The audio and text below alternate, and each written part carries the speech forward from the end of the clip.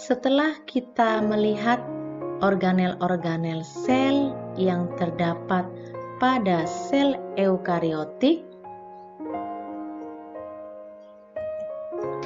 yaitu dimulai dari nukleus dan seterusnya, maka pertemuan kita kali ini adalah melihat apa-apa saja perbedaan organel sel yang ada pada sel tumbuhan dan organel sel yang ada pada sel hewan.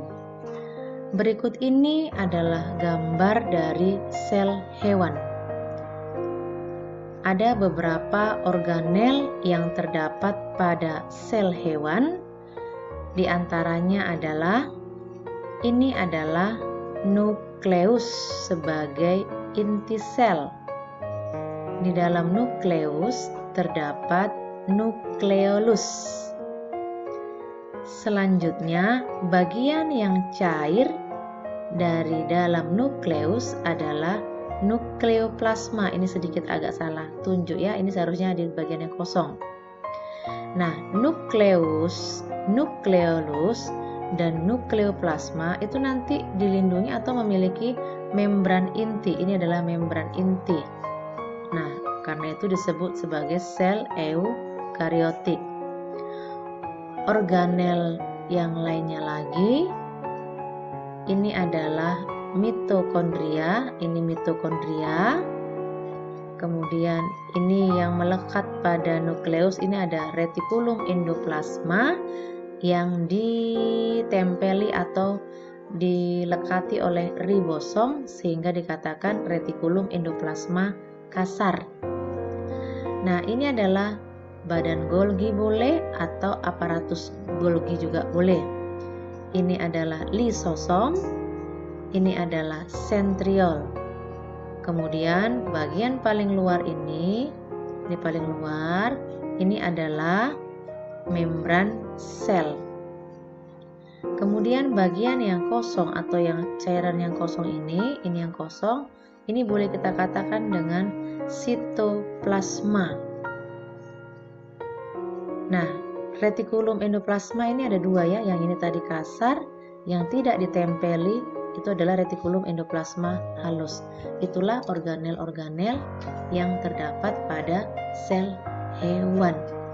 Jadi sekali lagi, ada nukleus, ini nukleus, ada mitokondria, ini yang berwarna biru ini mitokondria, ada lisosom, ada sentriol, ada badan Golgi, ada retikulum endoplasma kasar, retikulum endoplasma halus, dan juga ada ribosom. Nah, selanjutnya sel tumbuhan. Sel tumbuhan agak berbeda sedikit dengan sel hewan. Boleh dilihat nanti lagi sekali lagi gambarnya. Jadi sel tumbuhan memiliki organel-organel sel, diantaranya paling luar, ini yang paling luar ini adalah dinding sel. Nah, dinding sel, baru lapisan kedua, ini adalah membran sel. Membran sel. Nah, bagian yang paling besar, organel yang terbesar di sel tumbuhan adalah vakuola. Kemudian selanjutnya ada nukleus. Ini nukleus. Nukleus ditempeli oleh retikulum endoplasma, ada dua, yaitu nanti retikulum endoplasma kasar yang ditempeli ribosom dan retikulum endoplasma halus tidak ditempeli oleh ribosom. Ini tentunya ribosom. Selanjutnya organel lainnya lagi adalah badan Golgi. Ini adalah kloroplas. Ini adalah mitokondria. Ini salah tulis ya. Ini adalah mitokondria. Ini mitokondria. Oke, sudah, itulah organel-organel sel yang terdapat pada sel tumbuhan. Nah, dari dua gambar tersebut, sekali lagi ini adalah gambar sel hewan tadi dan ini adalah sel tumbuhan. Nah, tugasmu setelah ini adalah menyebutkan atau mencari organel-organel apa saja atau yang hanya terdapat pada sel hewan itu apa. Dan yang kedua adalah organel yang hanya terdapat pada sel tumbuhan apa. Mulai kamu isi di sini. sebagai catatan ini ada kata hanya ya, yang hanya ada pada sel tumbuhan, yang hanya ada pada sel hewan. Nah, selanjutnya yang terakhir.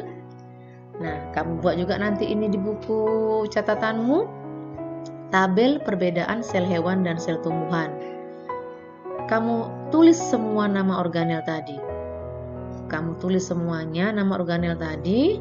Nah, lalu kamu checklist yang mana punya sel hewan, yang mana punya sel tumbuhan, atau organel mana yang dimiliki oleh sel hewan dan sel tumbuhan. Nanti kamu checklist dua-dua.